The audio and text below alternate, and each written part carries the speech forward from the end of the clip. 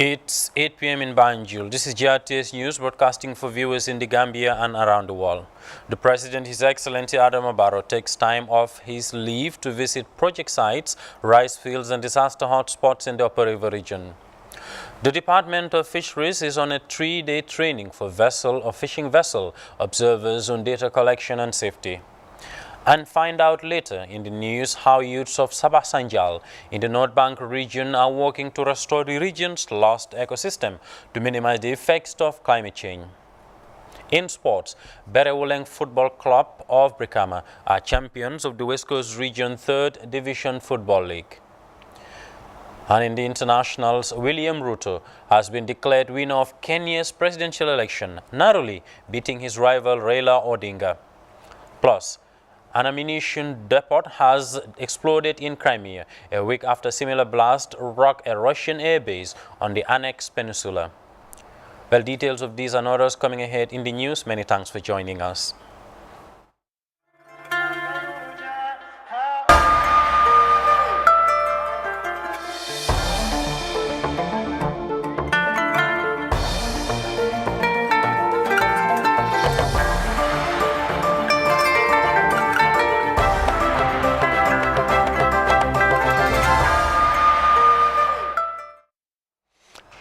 The President, His Excellency Adama Barrow, takes time off his leave to visit several project sites, rice fields and disaster hotspots in the Upper River region as he assesses progress of works and the impact of the recent rains on families and communities. The day-long engagement took President Barrow, who was accompanied by Lady Sajo Mbalo, Barrow, to 2 health facilities under construction, rice fields in Sotuma Samba and Bakadaji, and 2 bridges in Fatoto and Basse. Well, details of that report will come later in our subsequent news. Meanwhile, officials and local community leaders have commended the President for his government's interventions in enhancing food security and health care in the Upper River region.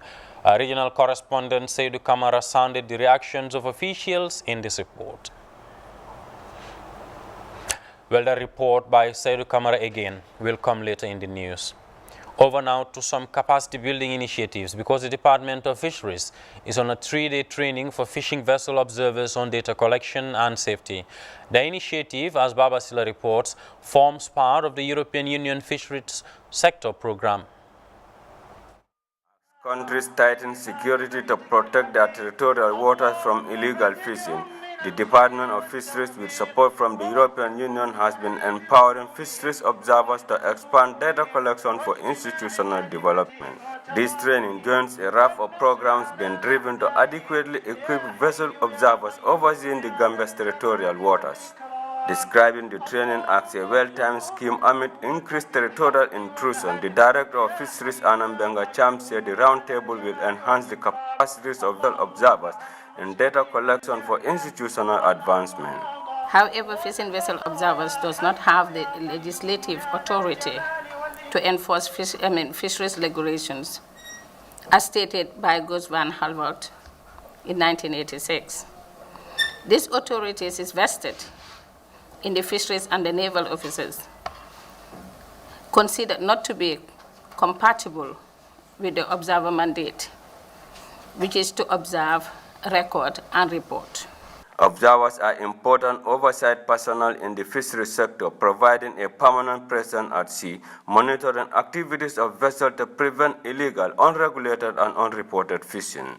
Mohamed Jallo is the coordinator of the EU Sector Support Program at the Department of Fisheries. It is very, very important to the EU Sector Support Program to make sure the monitoring, control, and surveillance, which includes, of course, the observers, is strengthened. Last year, during our joint committee meeting, some activities were even scrapped to make sure more is allocated to MCS. So this shows how important this sector is to us. Playing a critical watchdog role, Fisheries Observer Program represents governments at sea, monitoring compliance of domestic and foreign fishing trawls with fisheries laws as defined in various national acts and regulations. Baba Silla, GRTS. As the Gambia joins the rest of the world in commemoration of International Youth Day, leaders of the world are urged to amplify the voices of the youth by involving them in decision-makings that directly or indirectly have an impact on their future. On the week of commemorating youthfulness, Ibrahim Cham visited Sabah Sanjal in the North Bank region to explore how youth are being involved in agriculture and restoring the ecosystem to minimize the effects of climate change. Region is the most deforested region in the Gambia, with a persisting depletion of forest cover attributed primarily to human activities such as logging, excessive farming, and charcoal production. Ecologists say the trend can be linked to the devastation the region suffered during last year's windstorms. In commemoration of International Youth Day, young people of Sabah Sanjal Upper Basic School took ownership of the ecological challenge by embarking on a massive tree planting initiative to reduce biodiversity loss in the region. The governor of the North Bank region, who graced the event, was hailed for joining the environmental crusade as youths move to entrust greater responsibility for environmental protection on the region's decision makers. The leaders of everywhere, from the grassroots, alcalos, she, myself, and other leaders should take a responsibility to make sure that the forests are protected. The forest should be protected, cutting of trees should be minimized at all levels, because we are seeing the North Bank is the most deforested area in the Gambia. Students here are taking agriculture and ecosystem education beyond their classrooms, with young people tasked to have a garden to grow and harvest viable crops. Okay, anything that you need to do, you need to start it from a very low level. That is where you inculcate everything at the basic. You know, why are you doing it? What is the importance of you doing it in the environment? How it is important to the society, and then at large. But here we only grow tree, but we don't nurture it until it starts fruiting or it is beneficial to the society. The Great Green Wall Frontline, which is supporting the process, is extending a major orientation campaign, educating youth on climate change and decision-making. Head boy Mustafa Sise believes strict laws must be enacted and enforced to jealously guard and preserve the region's depleting forest cover. Really like our government and our leaders, meaning our local leaders, the alcalo chiefs, governors, and all other leaders, yes, to take decisions towards our trees, that laws that will protect our trees. Because as you can see now, agriculture is the backbone of our nation. So if we have to allow all the trees in our country to cut off, it will definitely discourage agriculture. The Great Green Wall frontliners and ecological experts held sessions with the community and local leaders to work on a viable approach to revive lost forest cover using new strategies to equally tackle issues affecting agricultural production and animal husbandry. You know, we are looking at intergenerational equity, you know, creating a wall for all ages. It's not just about, you know, the elderly people discussing the issues of the day, but it's also about the participation of young people. Because these people who are over 70 years old, most likely, you know, when most of these catastrophes hit the fan, you know, they might not be here. But these young people are the very people who will be here to face the harsh consequences of all these actions that man has, you know, posed on the earth system and the climate system. As world leaders pledge a net zero planet by 2050, time is of the essence, with each moment spent on climate action preparing youths to mitigate environmental challenges such as deforestation and biodiversity loss. Reporting for GRTS News, I'm Ibrahim Cham. The National Coordinating Organization for Farmers Association, the Gambia NACOFAC, in collaboration with the Bureng Community Forest Association, has planted over 600 samplings at the Bureng Community Forest in Jara East, LRR. The exercise, supported by FAO through the Triple F project, facilitated and supported by All Gambia Forestry Platform, the National Consulting NACO and the Ministry of Environment, is part of efforts to restore the lost forest cover in a bid to curb the impact of climate change. Osman Balde reports. Massive tree planting exercise aimed at fighting against environmental humiliation, climate change, and deforestation in the country. Ali Sow, the national coordinator for the network of farmers organization, explained the various trees planted in Bureng. 600 different species of seedlings, ranging from malina, cashew, and also fruit trees that are also provided to farmers at their household level. As lime, guava, banana, pawpaw, among others.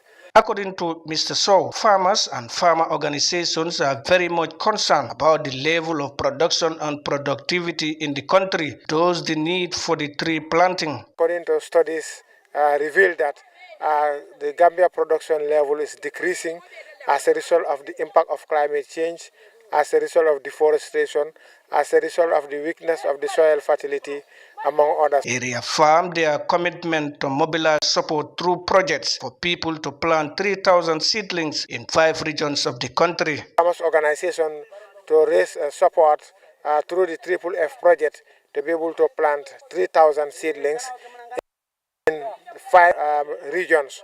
In the Lower River region, Bureng Community Forest has been nominated to benefit from the transplanting and the growing of the trees for 2022. Mr. Sow used the opportunity to call on stakeholders to protect and help manage the growth of the seedlings. We are not only planting them to leave them, but we are planting them in community forests. In one hand, out of the 3 communities benefiting, 3 of them are community forests and 2 of them are from family farmers. Boubacar Kinte from the Department of Park and Wildlife Management spoke about the importance of trees in life, noting that the plants will benefit the community of Bureng in the future if they are properly managed. Usman Balde, GRTS News. And now to the Kanifing municipality, where people are embracing a Green New Deal with the launch of a massive sustainability initiative aimed at boosting climate change adaptation. Municipal officials were joined by multiple stakeholders at the Gaf Fajara Barracks, which hosted the inauguration of the groundbreaking Go Green scheme aimed at enriching natural environments and green spaces across the cities. Isa Keita reports.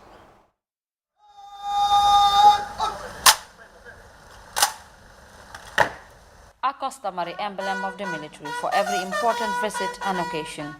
Soldiers at the Gaf Fajara Barracks giving a befitting welcome to delegates coming for a development-oriented tour under the Go Green initiative led by the Kanifing municipality.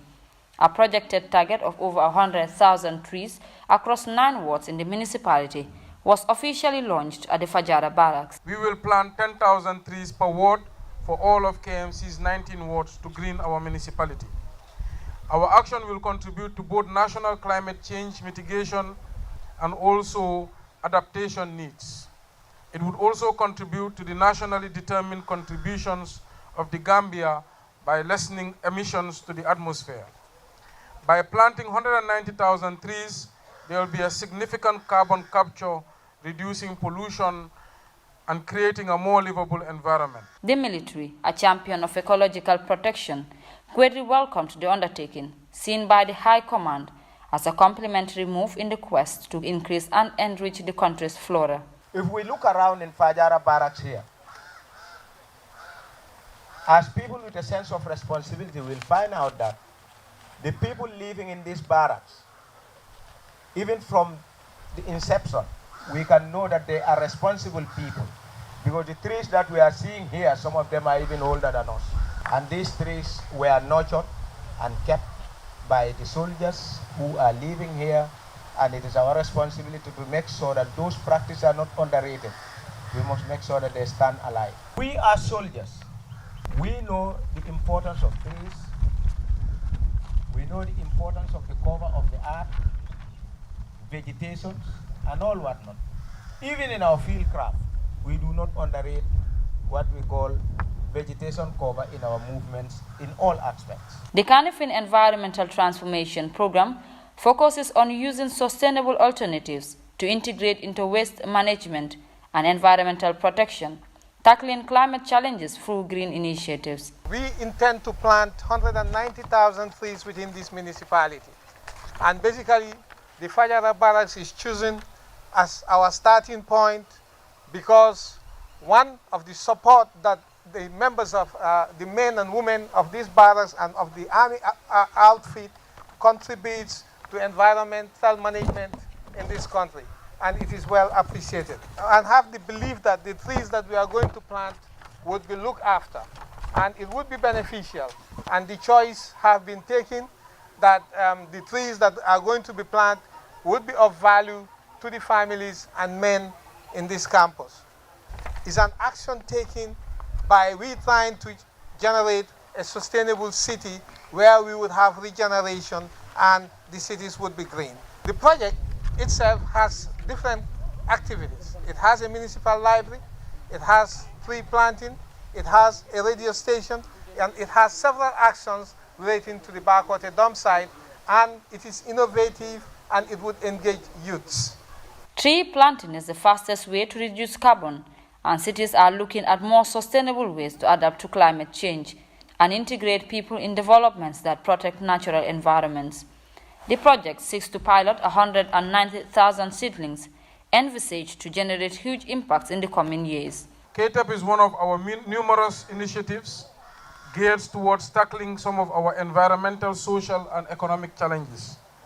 It is a project funded by the European Union and co-financed by the KMC and our partners in the UK, Peterborough City Council.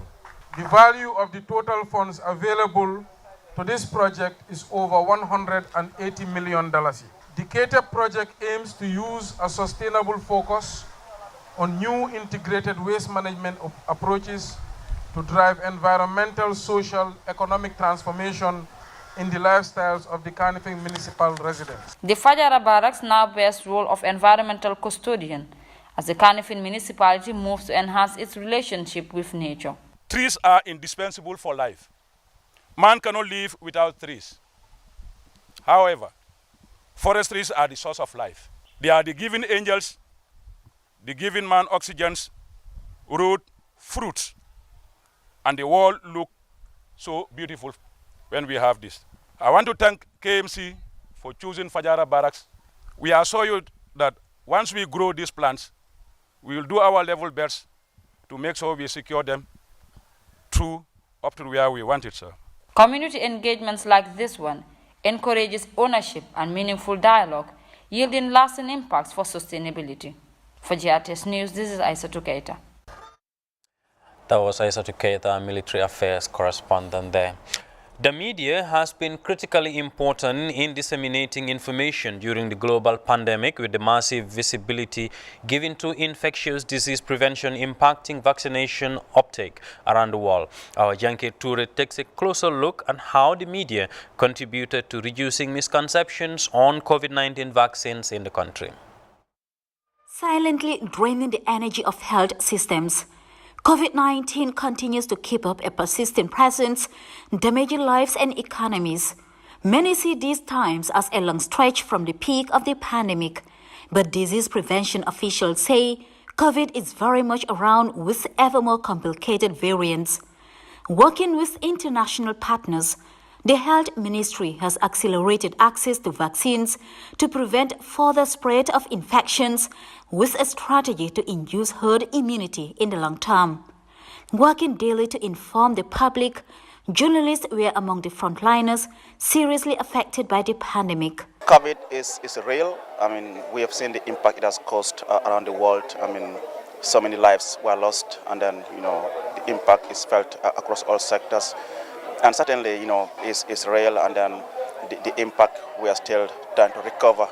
I mean, for a country like the Gambia, a developing country. The biggest health emergency of the new digital era, misconceptions of COVID-19 vaccines, quickly took root online, with social media offering unchecked advice on its development. Journalists played a crucial role in providing real-time information on the disease outbreak, influencing public understanding and behavior during the public health emergency. Amarba, a senior reporter at the Standard newspaper, underscored how information disseminated by the press impacts individuals' decisions to take the vaccine or not. Myself, I have done interviews with some health officials, especially during the peak of COVID, and I also take the bold step to go and take the vaccine myself, and as a show of responsibility, put it in all my media feeds, just to show people that I have also taken the vaccine and I am here safe and alive. So all those misconceptions about the vaccine, about any other thing that surrounds COVID, might not be true. So maybe the best thing we could do is to listen to the health officials who understands health and anything that surrounds the COVID. According to health officials, since the start of COVID-19 vaccinations, only 18.5% of the Gambian populace took the jab. Officials want to increase vaccination uptake through stronger partnership with the media to end vaccine hesitancy. We engage in people from all walks of life. And I think one of the efforts also is getting stakeholders in this country vaccinated and televising it for everybody to see. I think that was a very, very good start. As of August 13, 2022, the Gambia recorded a total of 12,238 cases, 368 deaths, and 11,591 recoveries from COVID-19. Janket Ture, GRTS News. We will take a short break now. Sports news is up next. Stay tuned. There's a new update from your favorite GSM operator, AfriCell. For all of you that have struggled to buy cash power beyond $7,000, AfriCell has done it again. The limit to buy cash power is now up to $30,000. Oh yes, $30,000. Buy all the cash power you want from your AfriMoney account by dialing *777#. Where AfriCell goes, nobody dares to follow. It's an amazing offer. AfriMoney just got way better. The threshold for cash in and cash out on your AfriMoney has been increased. Where it used to be 10,000 per transaction, now it has been increased to 30,000. Meaning your AfriMoney account, you can now withdraw and deposit up to $30,000 at once. Cashing in and out just got 3 times easier. For more info, call 777. Where AfriCell goes, nobody dares to follow.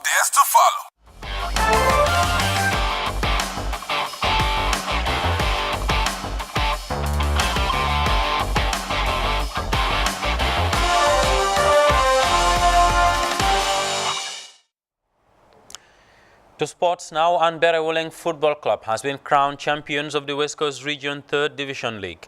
The Brikama-based team defeated the Gambia Civil Aviation Authority by 4-2 in a post-match penalty shootout at the Boxbar Mini Stadium. MS Jallo reports. The West Coast Region's 3rd Division Football League climaxed with Berewoleng Football Club narrowly edging out the Gambia Civil Aviation Authority in the final to win the regional title. 90 minutes of football wasn't enough to separate the two sides, as the pulsating encounter was decided in a post-match penalty kicks. Berewoleng from Brikama, playing in their all-white, had the first sight on goal when Fageba Sen cut inside with his left foot, but shot straight into the hands of the Civil Aviation goalkeeper. Chances were few and far in the first period, but Civil Aviation should have taken the lead on the stroke of half-time when Dauda Jauro rattled the crossbar with a ferocious shot from the edge of the box. Berewoleng survived as goalkeeper Ibrahima Fadera had absolutely no chance to stop that ball from nestling at the back of his net. The two sides again fired blank in the second period, despite chances at both ends. Sadio Bojan could have wrapped up the game for Bere with a glorious opportunity, but he shot wide with the goal at his mercy. The game produced everything except goals, and penalty shootout was to separate the two teams. A nervous moment for both sides as Berewoleng kept their cool to win by 4-2, with the Aviation Boys, or call them the Airport Boys, missing 2 of their spot kings.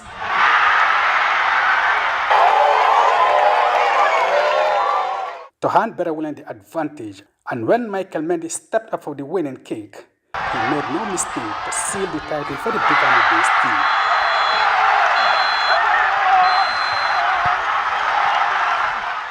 it's football, it's hard, we have to accept it. We got our chances, we don't put it there, and they don't have the chances. We got on a penalty shootout, and the lock come on their side, and they win.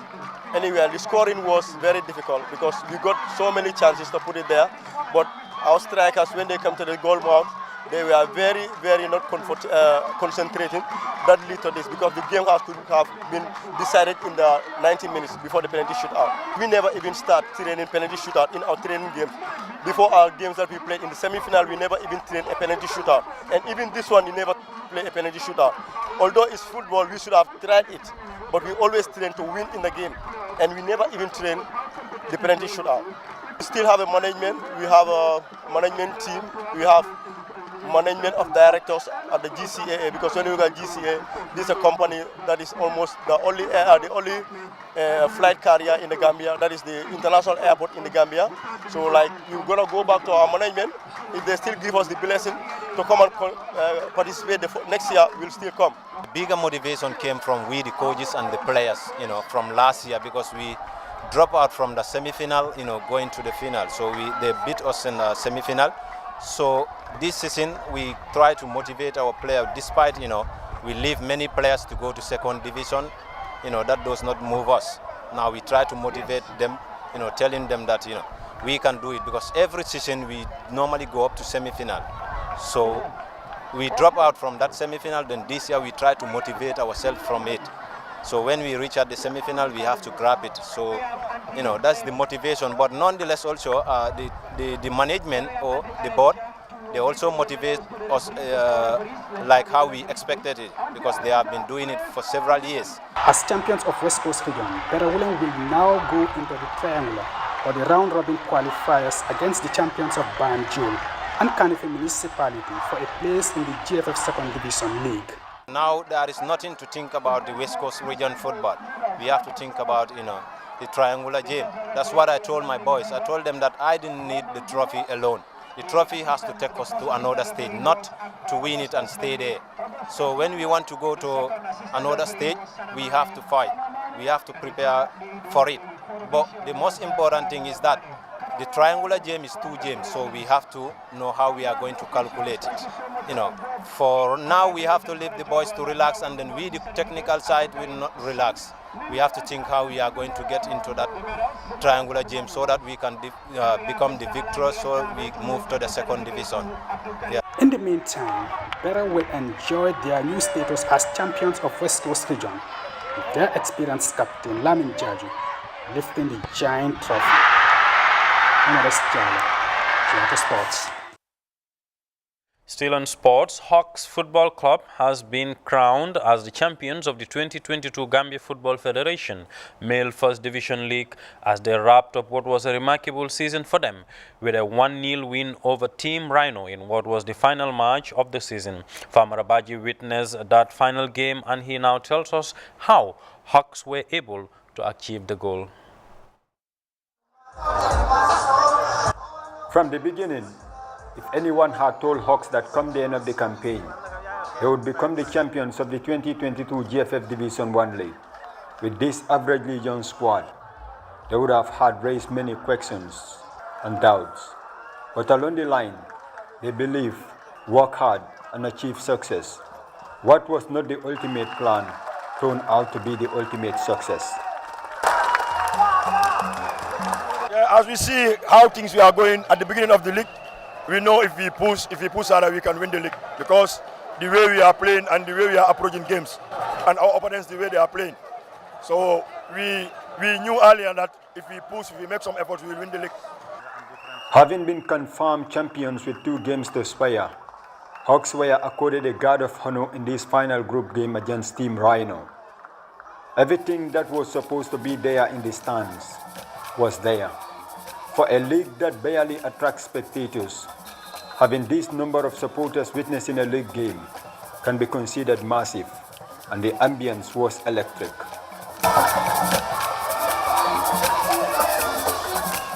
It was only pride and reputation at stake for both Hawks and Team Rhino in this game. The tie was more of a jugular than intent, as it was in the 82nd minute that the game witnessed the first clear-cut chance, when Rhino's goalkeeper saved a goal-bound shot from Seni Sanyang. and Omar Sarr, who came on as a substitute, scored his 9th goal of the season from the resulting corner to wrap up a delightful season for Hawks.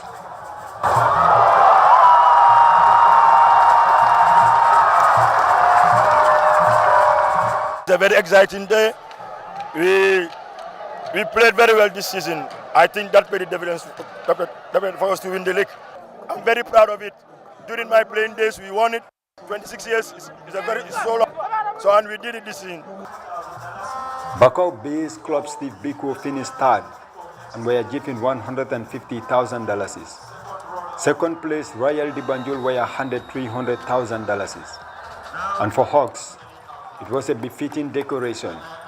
19 wins, 5 draws, and 6 defeats en route to this stage. Hawks scored 38 goals and conceded 17 in 30 games. The champions were handed $750,000 as the reward for their achievement.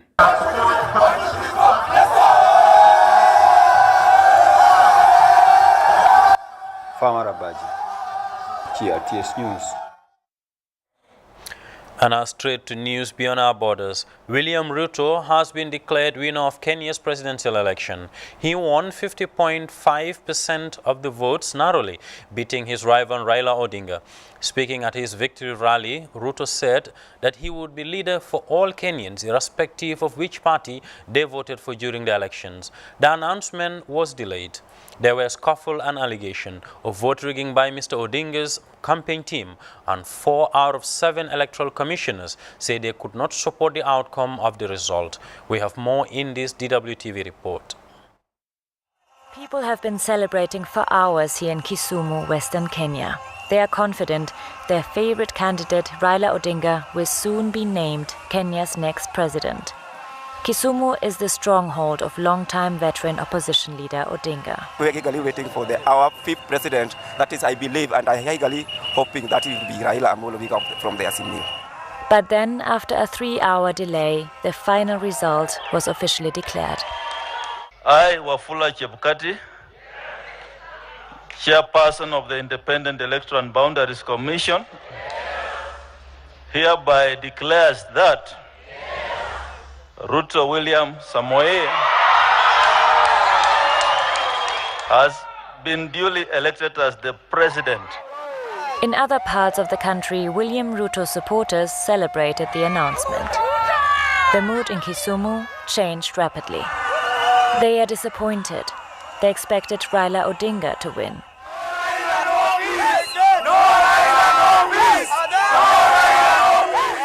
They say their victory has been stolen. Street battles lasted for 2 hours. Protesters threw stones at police, who reacted by firing tear gas. The police has managed to actually push back the protesters down this road. We've heard that some shops have been looted. We also hear occasional gunfire. The police is still patrolling the roads and makes sure that the situation remains calm overnight. Meanwhile, President-elect William Ruto addressed the country. I want to promise the people of Kenya that I will run a transparent, open, democratic government. And I will work with the opposition to the extent that they provide oversight over my administration. Even though a large part of the country remains celebratory and peaceful, it will be one of William Ruto's hardest tasks to reconcile a divided country. An ammunition depot has exploded in Crimea a week after similar blast rocked a Russian airbase on the annexed peninsula. The Russian Defense Ministry originally attributed the blast to a fire at a military warehouse, but now say the damage is as a result of sabotage. Local officials say 2 people were injured while another 2,000 were evacuated as a precaution. Ukraine has neither confirmed nor denied its involvement in the recent blast. Crimea Peninsula was annexed by Russia in 2014. Let's now join DWTV for more on that. Hardly anybody here believes that it's just a strange series of accidents, and some Ukrainian officials have made comments that leave some room for interpretation, let's say. Shortly after the explosions, presidential advisor tweeted that invaders have to understand that there is a high risk of death in occupied territories for them. So hardly anybody believes in an accident, and for many Ukrainians, Crimea is one of the most symbolic places of this war. They would welcome any possible attack on Russian facilities there. As you know, Crimea has been occupied by Russia for the past 8 years, and President Zelensky has repeatedly made it clear that any effort to win the war, any effort to take back occupied territory must include Crimea. Well, that was all in this bulletin, but a quick look at our top stories. The President, His Excellency Adama Barrow, takes time off his leave to visit several project sites, rice fields and disaster hotspots in the Upper River region to assess progress of works and the impact of the recent rains on families and communities. The Department of Fisheries is also on a 3-day training for fishing vessel observers on data collection and safety. And find out later in the news how youths of Sabah Sanjal in the North Bank region are working to restore the region's lost ecosystem to minimize the effects of climate change. In sports, Berewoleng Football Club of Brikama are champions of the West Coast Region 3rd Divisional Football Club, or League rather. And in the internationals, William Ruto has been declared winner of Kenya's presidential election. He won 50.5% of the votes, narrowly beating his rival Raila Odinga. Plus, an ammunition depot has exploded in Crimea a week after similar blast rocked a Russian airbase on the annexed peninsula. The Russian Defense Ministry originally attributed the blast to a fire at the military warehouse. Thanks for the pleasure of your company. Stay tuned and enjoy the rest of our interesting programs.